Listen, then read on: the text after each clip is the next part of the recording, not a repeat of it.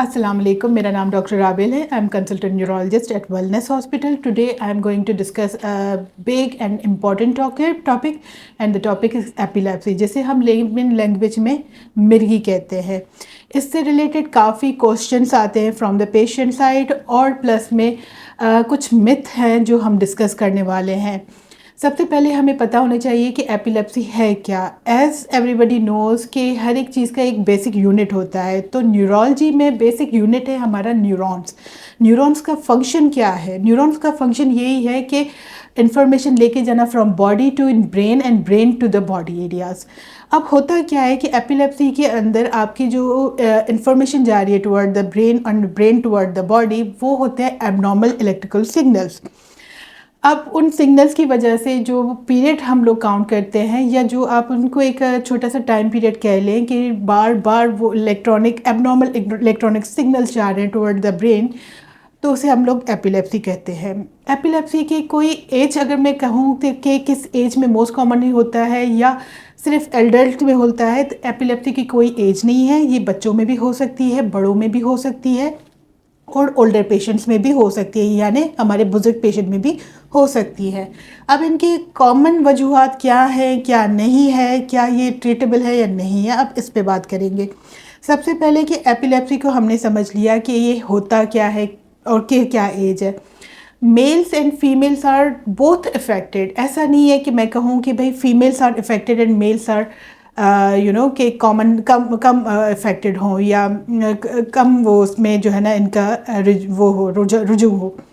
और कहेंगे कि इससे पहले होता क्या है. एपिलेप्सी से पहले पेशेंट मेरे पास कंप्लेन करेगा या आप उनमें पेशेंट में फील करेंगे कि एक ऑरा फेज़ होता है. अब ये ऑरा क्या है?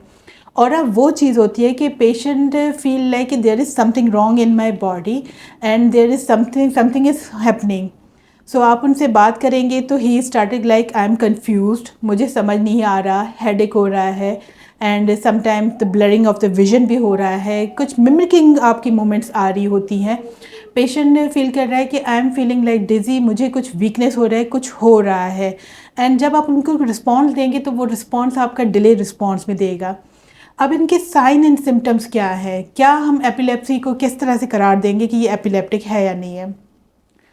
एपिलेप्सी के साइन एंड सिम्टम्स ये होते हैं कि सबसे पहले तो लॉस ऑफ कॉन्शियसनेस, फिर जर्की मूवमेंट्स लाइक के पेशेंट अपने हाथ पैर स्टार्ट होता है मूव करना, and then up rolling of the eyes हो जाती है, आंखें ऊपर चढ़ जाना, मुंह से झाग आना, टंग बाइट हो जाती है, ब्लीडिंग फ्रॉम द माउथ हो जाती है एंड डीप ब्रीथ हो जाती है. एंड समटाइम्स इतना स्टिफ हो जाता है पेशेंट कि urine incontinence and faecal incontinence यानी पेशाब का निकल जाना या बड़े पेशाब के निकल जाना कॉमनली कंप्लेंट्स होती है.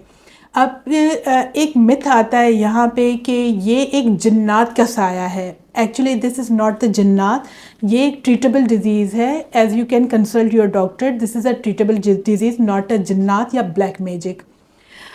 इसके अलावा अगर मैं बात करूं कि भाई इसमें आपके multiple types of the epilepsies आती हैं. कुछ बच्चों में मोस्ट कॉमन होती हैं जस्ट लाइक कि एब्सेंट सीजर, फेब्राइल सीजर्स या normal generalize tonic clonic seizures, और कुछ एडल्ट्स में कॉमनली होती है जस्ट लाइक कि tonic clonic seizure, focal seizures आ गए and multiple types of the seizures हो गए. उसके बाद आ जाते हैं आप ये लैब्स पे कि कौन कौन सी लैब्स करवाना चाहते हैं एंड कौन सी लैब्स मोस्ट कॉमनली हम लोग प्रिस्क्राइब करते हैं. इन पेशेंट में हम लोगों को करना होता है कि भाई हम नॉर्मल रूटीनली टेस्ट के अलावा हम लोग इनकी EMG NCVs करते हैं और इनमें हम लोग करते हैं MRI, CT scan, nerve conduction studies and बाकी अकॉर्डिंग टू देयर कोमॉर्बिड्स. एक अहम सवाल हमसे पूछा जाता है कि एपिलेप्सी होती क्यों है, इसके कॉज क्या है. समटाइम इट्स इडियोपैथिक, हमें पता नहीं होता कि एपिलेप्सी क्यों होती है, इसका रीज़न क्या है, किस वजूहात के साथ होता है. And some are common reasons like stroke हो गया पेशेंट को तो उनमें कॉमनली हम लोगों को मिलती है एपिलेप्सी. कोई ट्यूमर है ब्रेन के अंदर, कोई ट्यूमर एबनॉर्मल है तो वो उसके अंदर भी हो गया. कोई ट्रॉमा हो गया, एक्सीडेंट हो गया, ब्रेन इंजरी हो गई, उसके अंदर भी कॉमन है. कुछ इन्फेक्शन हो गए just like a meningitis, encephalitis and many more. So we will treat according to patient, according to their cause. अब आते हैं कि ये एक मिथ है कि मुझसे पेशेंट पूछते हैं मोस्ट कॉमनली कि जो ख़वातीन एपिलेप्टिक होती हैं क्या वो कभी माँ नहीं बन सकती, क्या वो अपनी रेगुलर रूटीनली काम नहीं कर सकते, क्या वो एक नॉर्मल बंदा नहीं है या बंदी नहीं है। तो these are totally wrong. They can be a mother, they can live a normal healthy life, they can survive like a normal human being. अब इसकी प्रिवेंशन क्या क्या होने चाहिए, ये इंपॉर्टेंट क्वेश्चन है कि इसकी प्रिवेंशन किस तरह से करना चाहिए और क्या क्या होना चाहिए। बेसिकली आप अपनी लाइफस्टाइल मॉडिफिकेशन नंबर 1 और स्ट्रेस को कम करें। अगर कोई पेशेंट अपनी मेडिकेशन मेडिकेशन स्टॉप कर रहा है ड्यू टू सम रीज़न या भूल गया है लेना, तो वो अपनी मेडिकेशन कंटिन्यू करें। बर वक्त इलाज हर चीज़ का मसला इतन आम होता है, तो आप अपने डॉक्टर से रिज्यू करें। अगर आप फील कर रहे हैं कि आपको ऑरा फेज़ हो रहा है कि something is wrong with my body, या आप फील कर रहे हो कि अभी मुझे फिट्स होने वाले हैं, तो आप अपने करीबी हॉस्पिटल को विज़िट करें।